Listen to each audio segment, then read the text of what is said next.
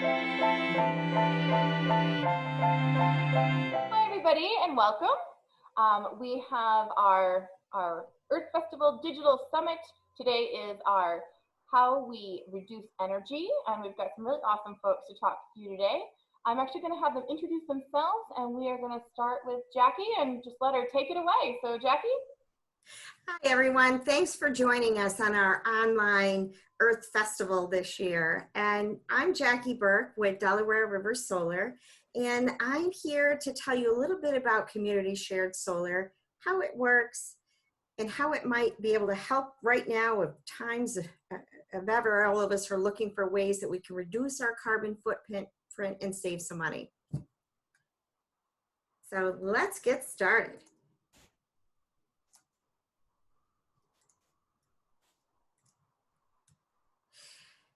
So Delaware River Solar is one of the largest community shared solar developers in New York State. And we're very proud of the fact that we are offering folks the opportunity to be part of the New York State Renewable Energy Initiative. Of course, everyone has probably heard of by now that we want to have 50% renewables by 2030. We also want to be 70% renewables by 2040.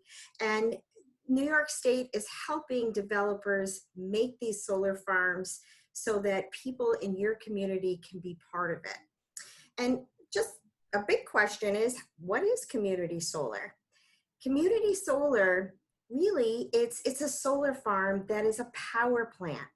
All that electricity that's generated in that power plant is shared by more than one person. And it can also be a small business. So by this graphic, you can see, Cindy and Keith's house is that section of panels. Juliana's coffee shop has got that section of panels. And you might have a section of panels that is yours, where you'll be generating your electricity. So community solar allows homeowners, renters, small businesses to participate and get their electricity from that solar farm. And all solar farms are built on an open field. And all of that electricity that's generated in that solar farm is offloaded onto the grid. So it interconnects with that utility company, and all that beautiful, clean electricity is then dispersed onto that utility grid. So your electricity is delivered to your home exactly the same way that you get that electricity right now. Now we have a lot of sun, and a lot of folks wonder, do we have enough sun in New York State to produce enough electricity that we use every single day? And if you take a look at this map, down in the right corner, you'll see this purple country, and that purple country is Germany. Germany has less sun hours than Binghamton, New York. And we all know how much sun we have in Binghamton, New York, living up here in upstate New York. And Germany has less sun than Binghamton. Germany is the leading deployer in solar energy right now in the world. And if they can make it happen there, we certainly have enough sun in our neck of the woods to make solar work here. So again, people that can participate in community solar are homeowners, small businesses, renters, which is amazing because renters traditionally could not participate in community solar or any kind of solar because they didn't own their own property. They didn't own their own roof, or they didn't have a place to put a ground mount system. So this is a wonderful opportunity for everyone to be able to participate. For Delaware River Solar, we are partnering with NYSEG and RG&E, but there are other community shared solar developers out there if you have a different utility company. We also work with some large businesses. We have very limited capacity for high demand meters, which would be like schools, hospitals, municipalities, but we do have projects that we will be working with and have worked with those type of meters. So if you have that type of meter, don't rule us out. Please reach out to us. So participating in community solar is going to give you a 10% discount off of your NYSEG and RG&E rate.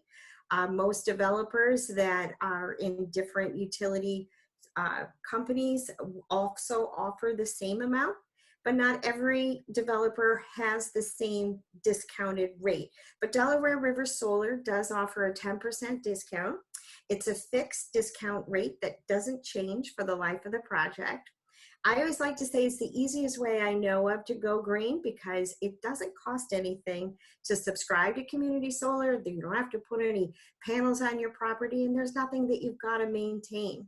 So there's never going to be any added fees. And if you do want to cancel for any reason, you can do that at any time with no cost. Awesome things about community shared solar, especially for our developer, because we build so many community shared solar farms across the state, is that it does support local jobs. We're really, really proud of that. The reason I am part of community shared solar, and the reason we're talking today at our online Earth Festival, is how do we reduce our carbon footprint?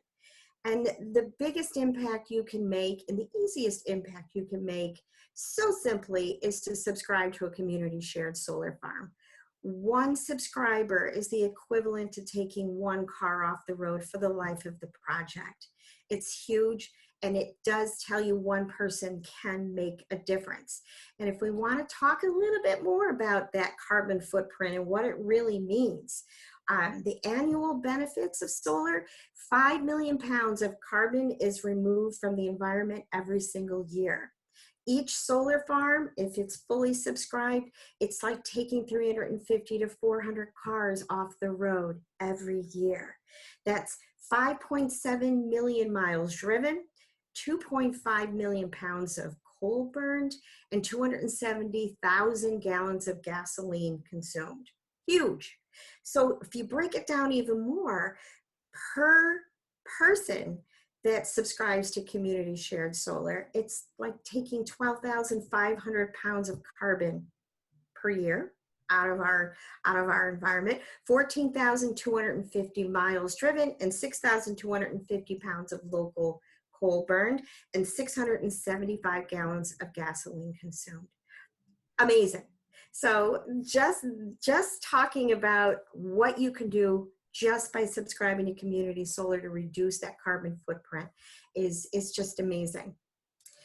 So just to give you a little overview about each project, each system, each solar farm, if you will, is on average 1.5 to 2 megawatts of power. What does that mean?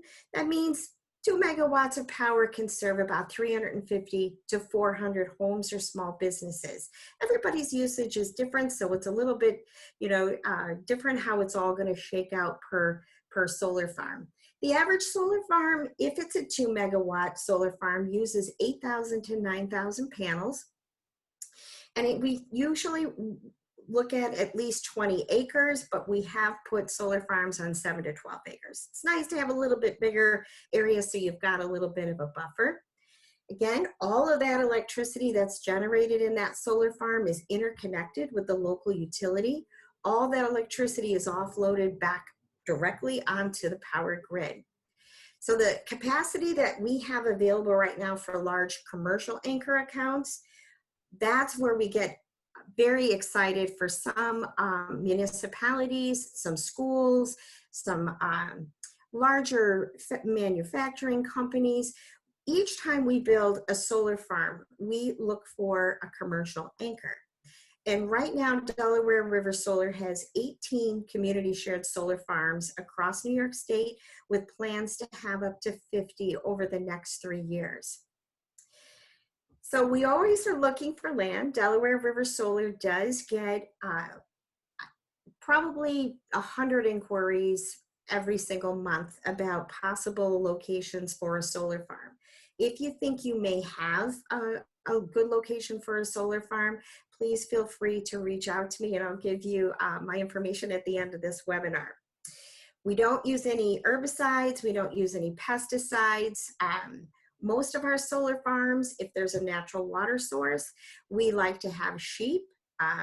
We also have bee pollinators, and looking at other ways that we can have a dual use for each solar farm that we have built. Every community, every municipality where we build our solar farm, there's always a decommissioning agreement that's in place. And basically, that is what happens to the solar farm after the life of the solar farm is done. People ask me that all the time, what happens to it? And that's all decided upon right from the very beginning, before the solar farm was ever even approved and constructed.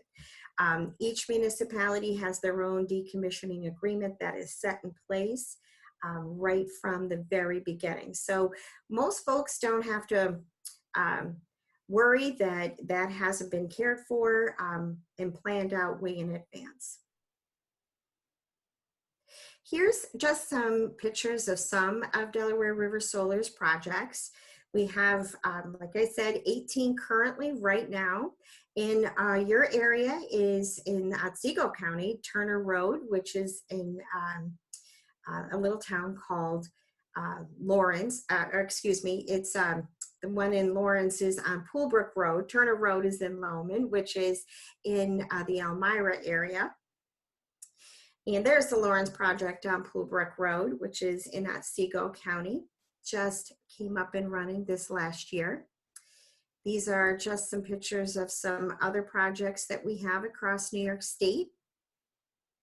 Here are RG&E projects that are in the Rochester area. This is our largest solar farm to date, which is in Otsego, New York. It's on our Gaskill Road address, and it's a 5 megawatt project. It's the largest one we've constructed so far. It's on about 29 acres, and it's going to service about 1,000 customers.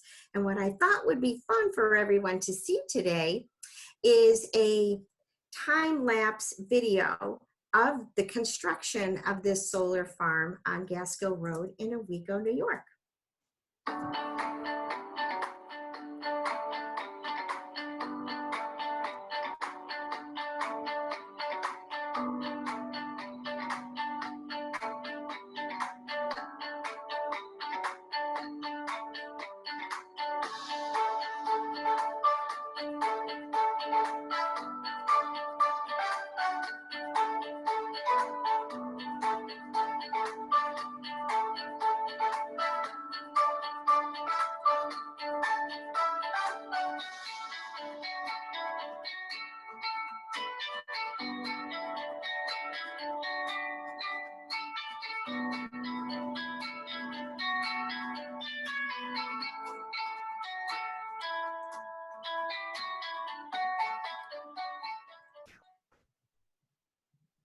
So that was a lot of fun to see from start to finish. If only it could be that fast to construct it. I don't know if you noticed the change in seasons in the trees, but it's really interesting how the whole process is from A to Z. We do have some other projects that are starting this year. Callicoon, Liberty, and Narrowsburg, and another one in Callicoon, New York. These are down in Delaware and Sullivan County. So basically how it works, how do I get that electricity in that solar farm to my house? And how do they know how much electricity I'm going to use? Well, this little diagram gives you a little bit of help. If you look at number 1 in the top left corner, this is, let's say, your allocation in the solar farm. These are your panels for your house.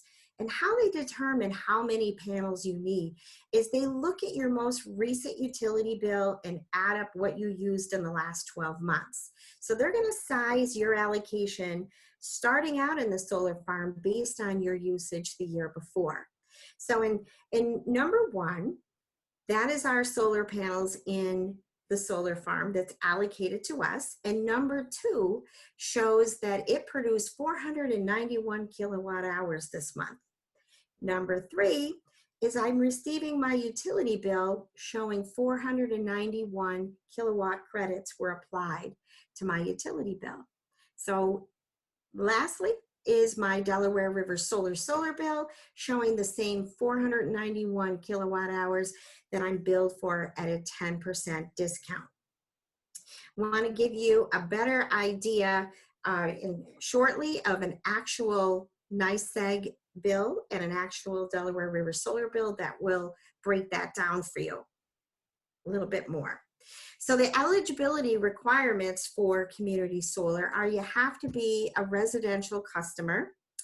If you are a non-demand or a small business, you're definitely eligible for the solar farm.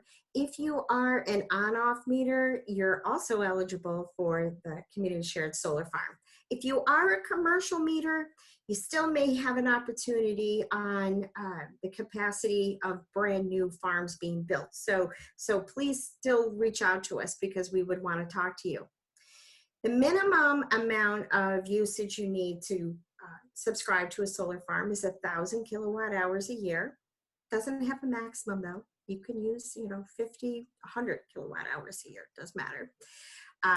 You've got to be in the same utility. So NYSEG has to connect to a NYSEG solar farm. RG&E has to connect to an RG&E solar farm. National Grid has to connect to a national grid. I think you get that. Community solar now does work with budget billing and HEAP. They just basically will subtract what your heat benefit is from your usage when they size your allocation. And in budget billing, they also will work with you on that so that that equals out at the end of the year. If you already have solar on your property, unfortunately, you can't connect to a community shared solar farm because the utilities will only allow one net meter. On most of Delaware River solar projects, depending upon the financing, there is a soft credit check of a 600 FICO score.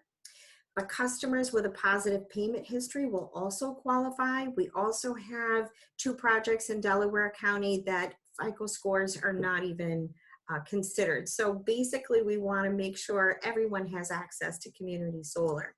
There is an auto pay option or a click to pay option with whatever method you choose to make your monthly payment on your solar bill so that we can keep everything streamlined and keep the cost down. With that in mind, I do want to talk a little bit now more about how do the solar credits look on your NYSEG bill and what does the solar bill look like every month. We go back to that diagram that showed that allocation produced 491 kilowatt hours that month. This NYSEG bill shows that 491 credits being applied. So if you look in the first red box at the top, which I know this is tiny, it shows CDG generation of 491 kilowatt hours were applied to this person's NYSEG bill. Now you'll look in the next section of electricity delivery charges and electricity supply charges. The 10% discount applies to both the electric delivery charges as well as the electric supply charges, which is a wonderful gift. Most people think it's only going to be on the delivery. So in this case, you can see that the 491 kilowatt hour credits that were applied deducted $23.78 under the delivery and deducted $20.94 under the supply. So this person does not pay NYSEG for those 491 kilowatt hour credits.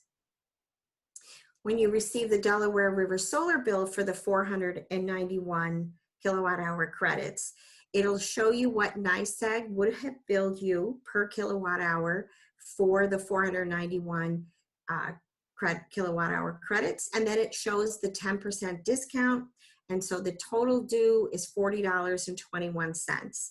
So your savings this month is $4.47. Doesn't seem like a lot of money, but when you multiply that by 12 months, and then when you also look at your environmental impact, which is, again, the reason we're here today for our online Earth Festival, is let's take a look at what this person eliminated in carbon emissions just in 1 month, and that's 765 pounds. Pretty awesome, and that's more reason to do it than the savings, but the savings is definitely something we're all looking for at this time. So that's it, guys. There's no added cost, there's no hassle, there's no catch. It's just clean, renewable energy that you can feel really proud of, that is being generated right here in New York State. It's locally produced, and you can subscribe to it at absolutely no cost and offer yourself a nice little 10% discount, but you can be proud of the carbon emissions that you're reducing in your own community. So for questions, please feel free to reach out to me. My phone number is right here, 607-345-4816, but also feel free to send me an email at jackie.burke@delawareriversolar.com, or you can even go to delawareriversolar.com's website. It'll walk you through the whole process. So simple to sign up. All they need is your name, service address, and your NYSEG or RG&E account number. If you're not in the NYSEG or RG&E service area, you can also look up who partners with National Grid and other big utility companies, because everyone in New York State is providing community shared solar so that we can meet that initiative. And one last thing to share with everyone is, for a limited time only, to help folks out right now during this time, is when you do sign up for community shared solar, Delaware River Solar wants to give you a $100 gift card. It can be from Amazon, Walmart, Home Depot, or Lowe's, or it can be from a participating local business. So please consider signing up for community shared solar and receiving a $100 gift card and supporting a local business. Thank you. And next today we have Bennett Sandler, and I'm going to let him rock and roll from here. Bennett? Thanks, Amy. Hi, my name's Bennett Sandler. I am the campaign director at the Heat Smart Otsego Community Campaign, a project of the Otsego County Conservation Association and funding from NYSERDA. And I'm here to chat with you today about clean heating and cooling technology, which is cheaper, cleaner, and safer than the existing fossil fuel systems we have in our homes and our businesses.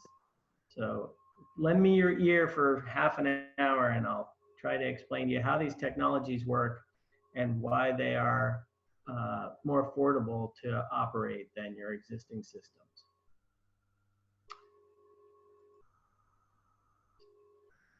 Heat Smart Otsego, just so you know, is one of 14 community campaigns funded by NYSERDA across New York State, who are all doing the things similar to what I'm doing with you today, which is explaining how clean heating and cooling technologies work, what they are, and what the value proposition is for them, as well as connecting you with installer partners who have been competitively selected, who understand the technology, are experienced installers and servicers of these technologies, and who also can bring existing rebates, state rebates, to your project to make them more affordable up front.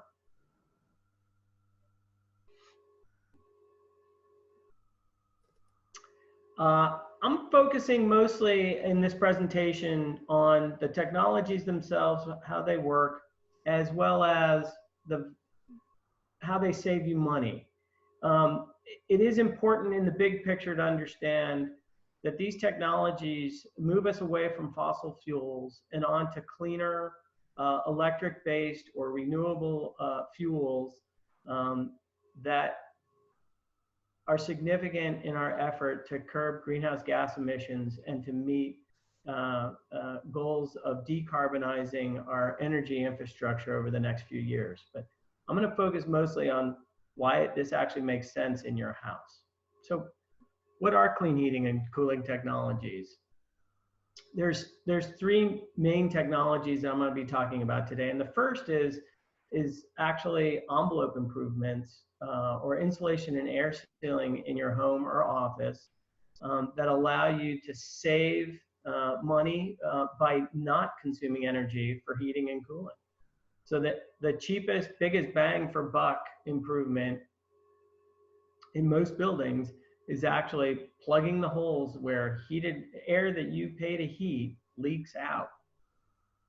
We find these holes through an energy audit, and I'll speak about that momentarily, that process, in just a bit. The other, actually not the other, but the biggest component of the clean heating and cooling technologies that I'm going to be talking about today, and really the future of heating and cooling in all of our buildings across the country, throughout the world, is actually heat pumps. And those come in two flavors. We have cold climate air source heat pumps. These are different than the traditional heat pumps that folks mainly think about, that sit outside and sound like big tornadoes taking off. This is a more advanced, more energy efficient, quieter technology that I'll describe and show you images of shortly. And then there's also ground source heat pumps. And just like the names indicate, ground source heat pumps use heat taken or rejected to the ground. Air source heat pumps use heat taken or rejected through the air. We'll also touch on clean and modern wood burning systems, pellet stoves, EPA-approved pellet stoves, wood gasification boilers, and pellet boilers.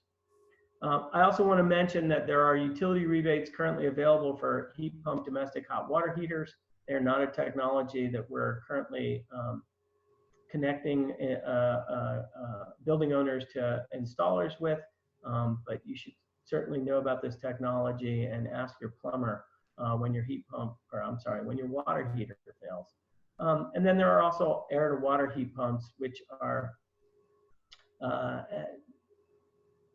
available in other places in the world, but not quite here in the US market coming. HeatSmart Otsego. I want to spend a second just showing you some statistical information about the number or what the fuel source for housing, heating, and cooling is across Otsego County. And you'll notice here that less than 18% of the housing units in Otsego County are currently connected to natural gas, and that's mostly due to restrictions on the distribution of gas. 40% use fuel oil or kerosene, 15% use LP or propane, 10% use electric resistance heat, and we have a lot of wood users around. Close to 16% across the county already use wood in some format. So this is the money shot. This is the big take home here that I want everyone to spend a little bit of time looking at. This is actually a bar graph showing the annual operating cost to heat a model home, a home that occurs here in this neck of the woods. This home uses 850 gallons of fuel oil to heat, and these are what the predicted energy costs are for different fuel sourced heating equipment. And you'll see that they go in order, they descend in order of from most expensive to least, as you go from top to bottom. So propane furnaces are typically the most expensive way to heat your home. And for this particular home, and the heat load of this home costs a little over $3,500 a year in propane to keep that home at temperature. You'll notice down towards the bottom, a ground source heat pump operates close to $2,500, $2,700 cheaper than a propane furnace to operate and provide the same amount of heat to that home.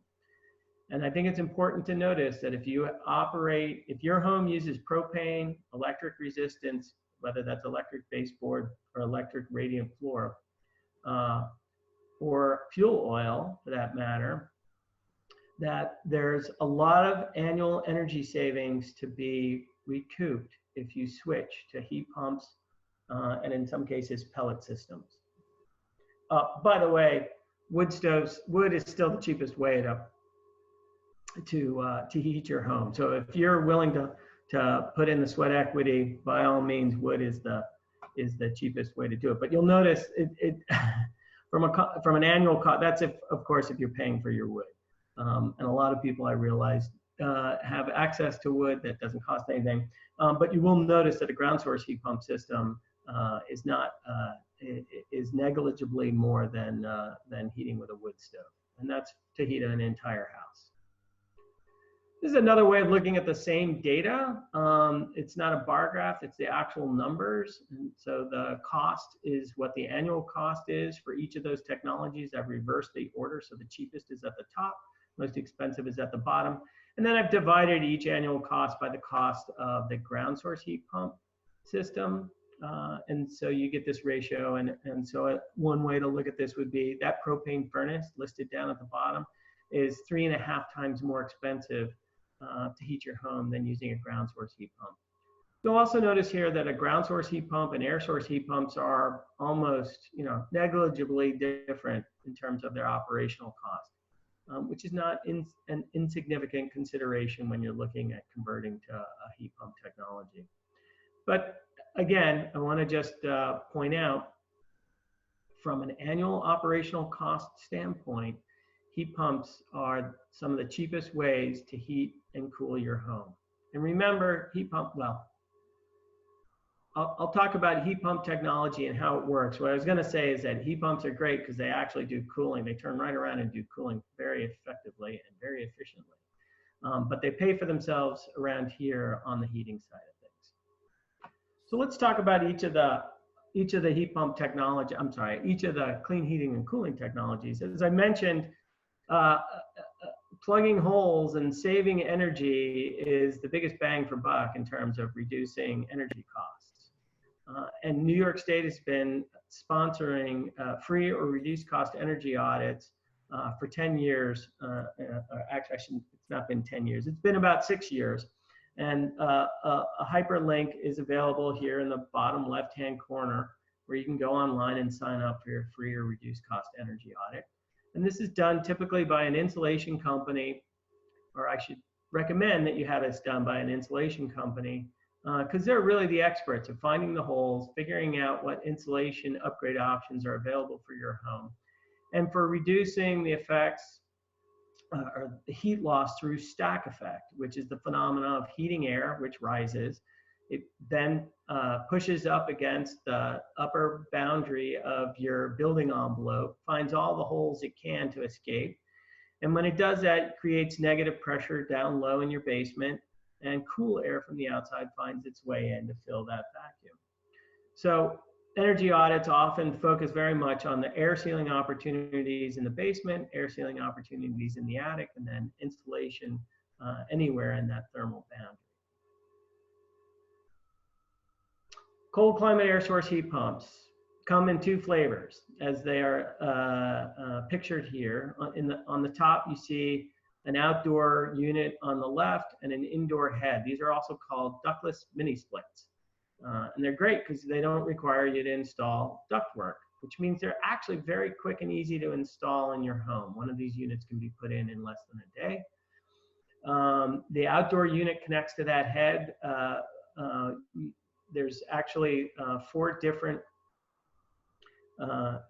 tethers that go between those 2 units. You have 2 refrigerant lines of supply and return. You have power that runs from the outdoor unit to the indoor head, and then you actually have a condensate drain so that when you run cooling, condensation is directed outside of the house.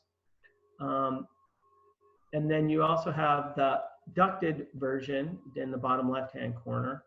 This can connect to existing ductwork if you have, that's the way that heating and cooling is distributed in your house. Cold climate air source heat pumps. This is a busy slide, so I will chat while you're looking at it. There's an interesting phenomenon here where heat pumps have efficiencies that are above 100%, and I know that seems confusing. When we typically or traditionally think about fossil fuel burning appliances, we're thinking about efficiencies somewhere between 80 to 95% efficient in newer high efficiency systems. And that basically means that 80 to 95% of the energy contained in the fuel that's burned is captured and made available to the distribution system inside the house. And the remaining 20 to 5% energy is lost through the stack, right? It's lost in the out the flue of these systems. Heat pumps don't burn anything. they use and consume electricity to move heat. So in the case of an air source heat pump, they're actually gathering heat from outside. That outdoor unit is actually gathering heat, and it does this by boiling refrigerant. And you and I had a very difficult time coming to an understanding here. But refrigerants have a very different physical property than water.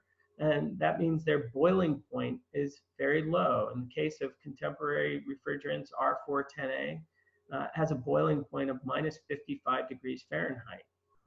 And what that means for a heat pump is if you can boil refrigerant, phase change from a liquid to a gas, that can be compressed, and you can move very low-grade heat from outside through this phase change and compression, and bring that in and amplify that inside the house for usable heat. So you're gathering a lot of low-grade heat outside, bringing it inside through the refrigeration process or the reverse of the refrigeration process, and making it available for distribution. And the heat, it blows out of that head that I showed you in the previous slide, and heats a room. And in the summer, turns right around and will actually can be used to very efficiently cool that space. So the heat's rejected and taken and rejected out through that outdoor unit. So heat pumps get efficiencies ratings above 100% because for every unit of energy they consume to operate, they're collecting or moving heat. So when they're 150% efficient for every unit of electricity that's consumed, it's gathering 1.5 units of heat from outside and bringing it in. For 300% efficient for every unit of electricity, it's gathering 3 units, equivalent units of heat from outside and bringing it inside. What's really amazing and what really differentiates these cold climate air source heat pumps is the fact that these technologies work down to very cold temperatures. So the engineering has been tightened up over the years.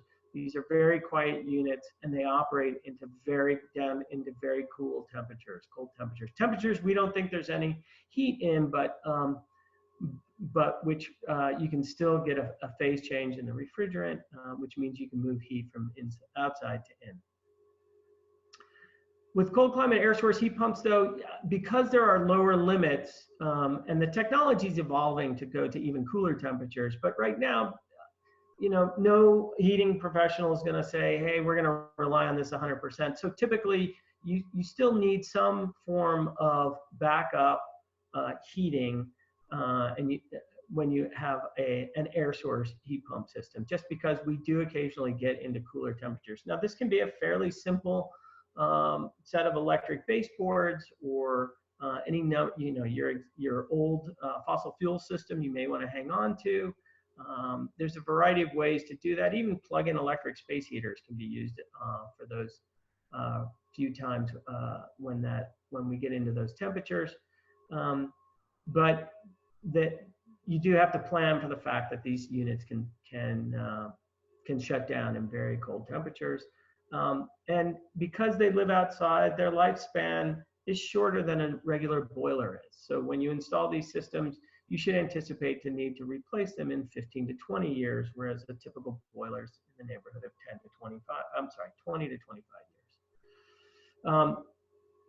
I should also back up and mention that, we all have heat pumps in our houses. This is a very well proven technology. Refrigeration cycles have been used for 80 years in household refrigerators. So this is not some foreign type of technology, or new, I should say, but it's been perfected to take advantage of heat transfer in very cold temperatures relatively recently.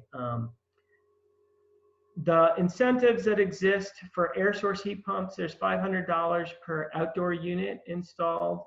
If you end up with a whole house replacement system, you can get $1,000 per 10,000 BTU.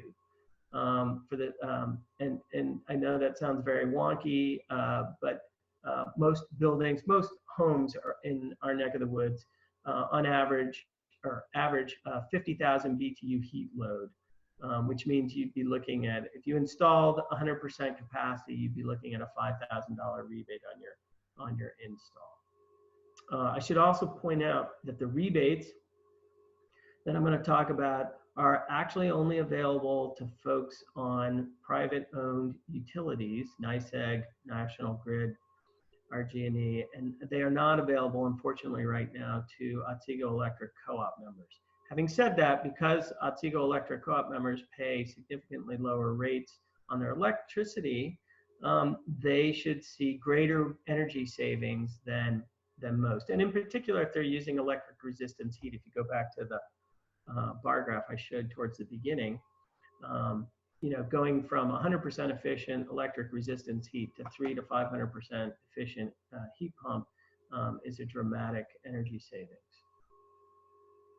And just to give you some images of what air source heat pumps look like, that's a single unit. Prior, it was a single unit installed at a house in Otsego County. These are individual units for individual hotel rooms, actually motel rooms at an establishment in Cooperstown. These were units that were added to a building down at Hartwick campus. These are great systems for adding comfort to hard to heat and cool rooms. And in fact, Hartwick loves these things so much, they replaced all of their pellet stoves at their Pine Lake campus with heat pumps for all of their residences on that campus. So, ground source heat pumps, like air source heat pumps, same exact technology, only these heat pumps connect to energy loops that are installed in the ground. And these can come in a variety of flavors. You can have a closed loop system. This is a traditional well drilled ground loop that's installed in a well that can be anywhere from 200 to 500 feet deep with a black plastic loop that's installed inside of the well. You can have horizontal loop fields buried out in fields close to your house. And you can actually have an open loop system where you have a water well. If you have enough flow through that water well, you can simply mine the heat energy in the groundwater and then dump the water back into either a second well or through surface water. We typically don't see those in Otsego County because groundwater tends to be very hard, and it is not tends to scale up systems, and so we typically avoid open loop systems around here. And just to give you an idea, ground source heat pump systems can be pretty disruptive. They can tear up a lot of acreage. Of course, if you're just putting your lawn back, it's not too hard to grow grass around here. These are images of the well drilling apparatus in a city environment where you don't have the acreage to put in a horizontal loop or a pond loop that's being configured on the edge that'll be dragged out into that pond and dumped into the water. Ground source heat pumps are more efficient than air source heat pumps. You can imagine, you know, in a horizontal loop system, you design for a return water temperature at the coldest time of year from the ground loop at 30 degrees. Clearly there's antifreeze that's added to the water that's circulated through that ground loop, but that's significantly warmer than to 0 degrees, minus 10 degrees that you get with an air source heat pump. So these systems tend to be noticeably more efficient on the heating side. They also can be used to generate domestic hot water. They're infinitesimally scalable, and so they can be used. They're designed as whole house systems, but they can be used for entire city blocks, for large, you know, multifamily systems. They're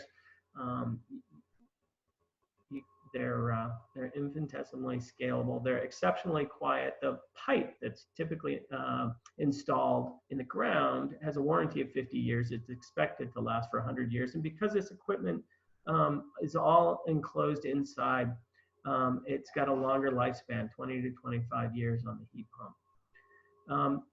I will say that, you know, ground source systems are expensive. Most people freak out when they see what the total cost of an energy system is, and I encourage you to not walk away at that point. You need to really look at what your total energy savings are. If you're putting in a system that's going to operate, going to save you $2,700 a year over your propane furnace, you know, if you spent $27,000 out of pocket after all the incentives, you pay the system off in 10 years.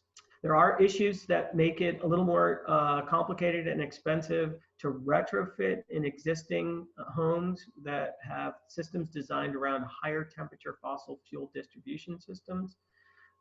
Those are not always deal breakers. So again, it pays to actually get a quote and chat with a professional and see what you're up against before ruling it out.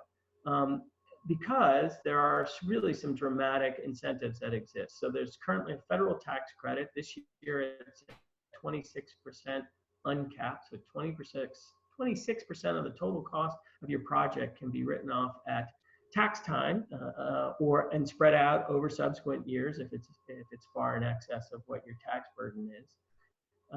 And then there are state rebates to the tune of $1,500 per 10,000 BTU. If you remember, the air source heat pump was $1,000 per 10,000 BTU. So there's a higher rebate available for homes, and there's a higher rebate for commercial buildings, although it's a little less than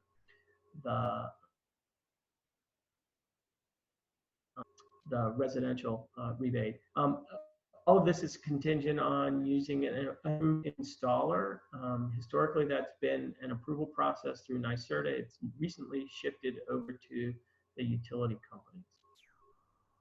Okay, so I'll try and go through this a little more quickly, but I also wanted to mention there are significant incentives available for pellets and cordwood, not for wood chips, but I like this graphic, so I include it. Pellet stoves, I think we all know what those are. I include them because the incentive from New York State, particularly for income qualified folks with an old pellet stove, is pretty dramatic. So you can get a total of $2,500 back from New York State towards the purchase, the installed cost of a replacement EPA certified stove. And typically that may average somewhere between $3,800 and $4,400. So you're looking at more than half being covered by New York State. Pellets are also a HEAP eligible fuel. And so we wanted to make sure we included pellet stoves as an option for capable LMI households. This does involve the sweat equity of managing 40-pound bags of pellets.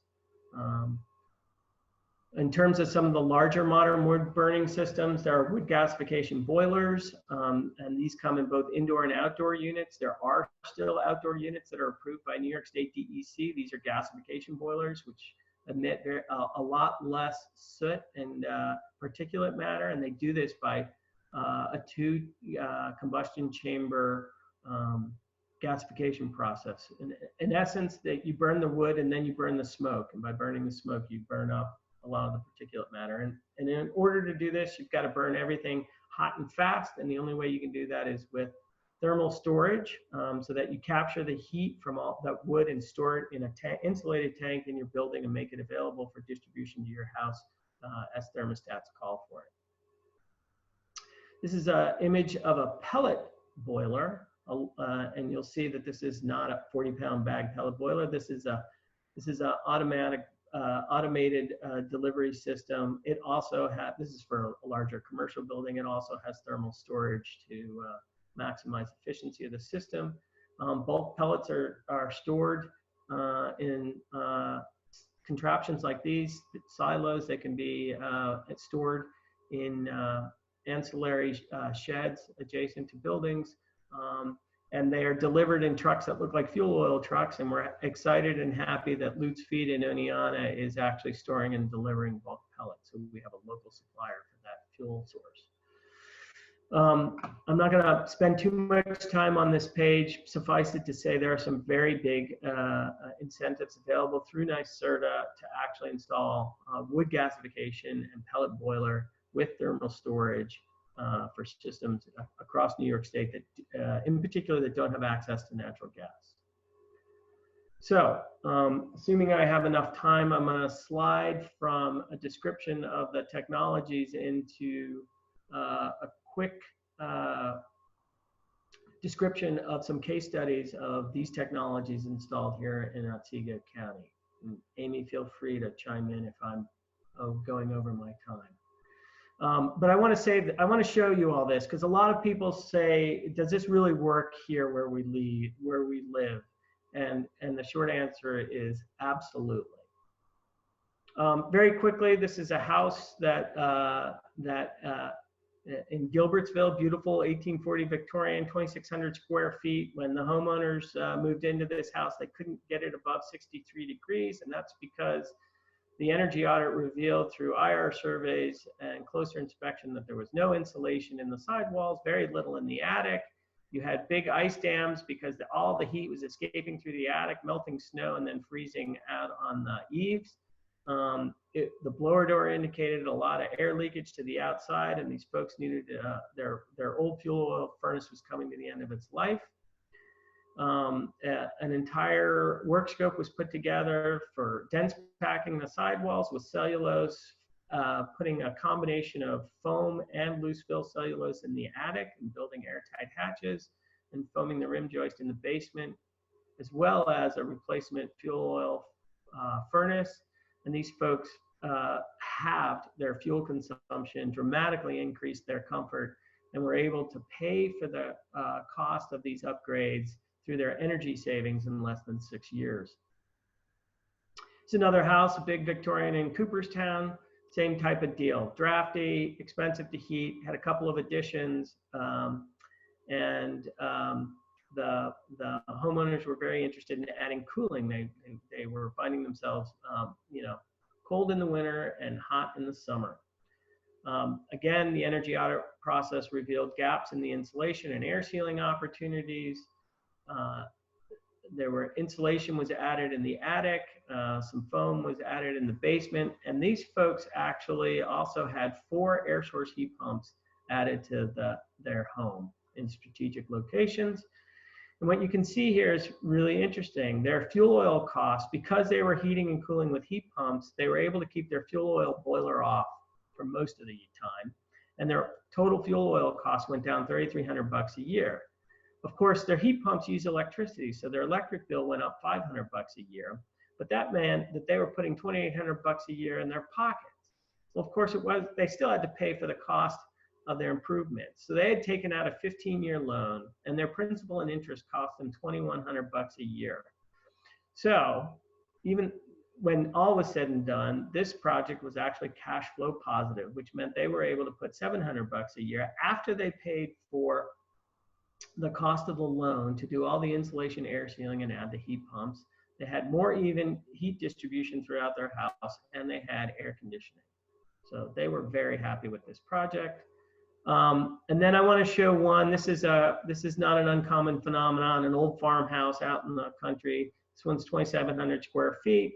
These folks they had lived in this building for 40 years. They'd raised their family there. They were able to afford keeping it heated by burning wood, but they were getting to the age where they couldn't continue to do that. So not only that, you'll notice the high water mark here. Their basement actually also had some water penetration problems, not an uncommon phenomenon. So we had a fairly significant intervention here.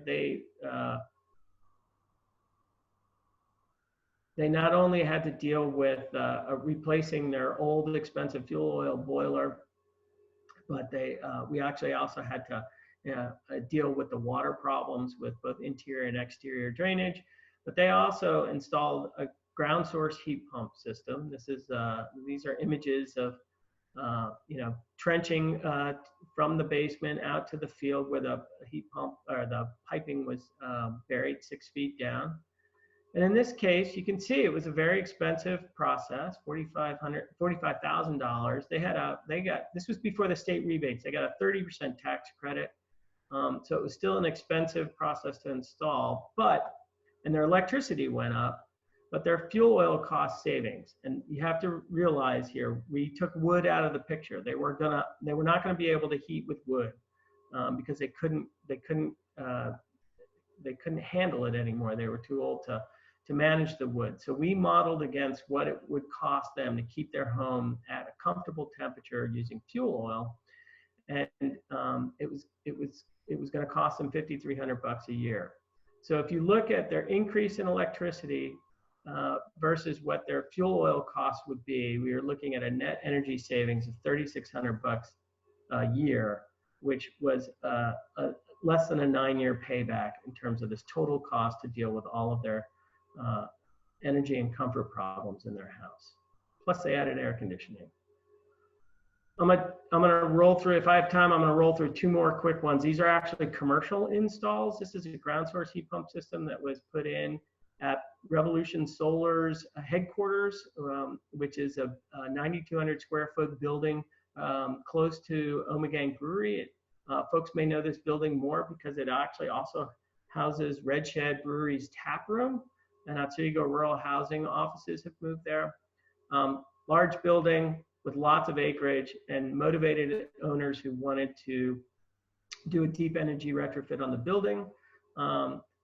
16 250-foot long trenches were excavated in the field behind the building with supply and return lines that went to a mechanical room on the side here. This is what those supply and return leads out to the field look like.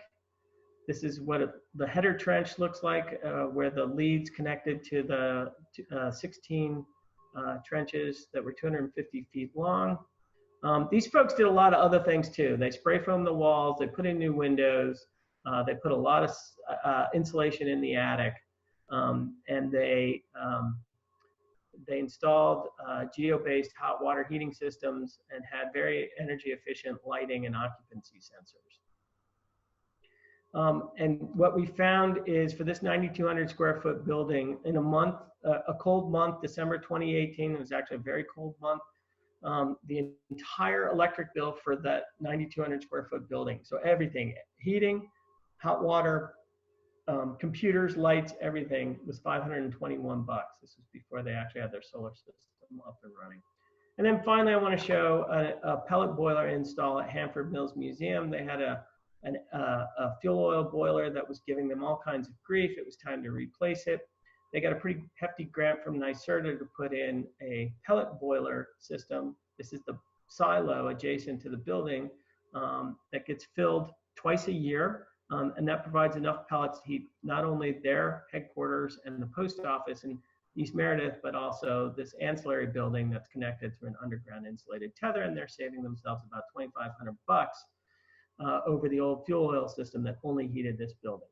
So I hope I've impressed upon everyone the fact that from an operational cost standpoint, particularly if you're currently heating with fuel oil, propane, or electric resistance heat, that clean heating and cooling technologies will save you money in terms of and add comfort.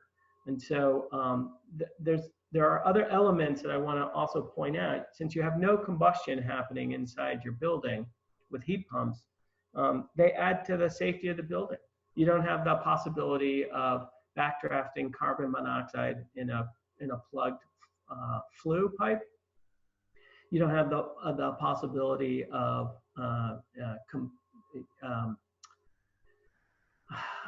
starting fires actually through the combustion process. And so these technologies add to the safety as well as the comfort and decreased cost. And as I say these things, I'm going to leave up this incentive. This is just a recap of the incentives that I've mentioned for air and ground source heat pumps. It's not on, well, it is actually. The air source heat pumps just recently were opened up. The incentives, the rebates are now available. They were only available for residential. They're now available for both commercial and multifamily buildings. There's some, as I mentioned, there are some large incentives available for wood gasification boilers, pellet boilers with thermal storage. If you have a larger commercial building, they're pretty dramatic as well. If you're income qualified, NYSERDA will cover 65% of your total cost up to $23,000 to add a small biomass boiler to your home. The other thing I want to quickly point out, the two lower points on this graph, lines on this graph, are electric rates, and you'll notice that the upper ones are propane and heating oil. Propane's in orange, heating oil is in black. And you'll notice that electric rates are much less volatile than our propane and heating oil. So the idea of converting to an electric-based heating appliance suggests that you would have much less surges, spikes in the cost of your heating energy. So if I've convinced any of you that that clean heating and cooling technologies are something you're interested in learning more about, by all means, please feel free to reach out to me. I've listed my email address, campaigndirector@occainfo.org, my phone number, 607-435-1364. Our website, heatsmartotsego.org, has lots of information and FAQs to help you learn more about how the technology operates. And I failed to mention earlier that we have, through a competitive RFP process, selected local installers for each of these technologies who we would encourage you to have come out to your home for a free site assessment. That means, you're under no obligation to buy anything. It doesn't cost you anything. They just can come out and chat with you about the technology, evaluate your home for a particular project, and give you an idea of what it's going to cost, including, I should say, the available rebates and what your energy savings should be. So at this point, I'm going to call a stop to this, but I'm happy to answer questions. Thank you, both Bennett and Jackie, for joining us today. As you all saw, we have both Bennett and Jackie's information, and I will post that as well on the website so you can connect with either one of them or both of them. They had some amazing information, and I look forward to connecting with you more. And if people have additional questions or would like additional information, please connect with any of us, and we will make more of this awesome information available online. Thank you so much, and have a great day.